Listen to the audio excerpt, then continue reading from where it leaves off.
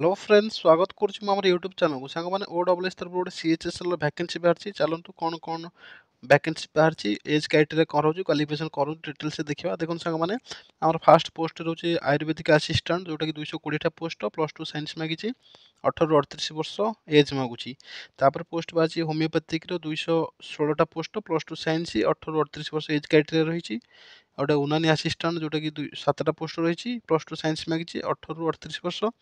तार junior fishery technical जो +2 भोकेंशियल fishery रे हमर +2 भोकेंशियल फिशरी करथिबा दरकार जोटा कि 21 ରୁ 38 वर्ष मांगी आ गोटे care taker under Gopabandhu academy जोटा कि हम 2टा पोस्ट ग्रुप बी पोस्ट जोटा कि 21 ରୁ 38 वर्ष मांगी आतापते अमीनो अंडर EIC जोटा कि 16टा पोस्ट +2 साइंस आर्ट्स 3टा थे भी आपने अप्लाई करेंगे 21 ରୁ 38 वर्ष मांगी एटा total short notification era form apply total 1 April start हो जाऊँगी आपड़ जब वीडियोटा भल लगी तो लाइक करेंगे आपने प्रिपेयर करते ए वर्ष बहुत पोस्ट बाहर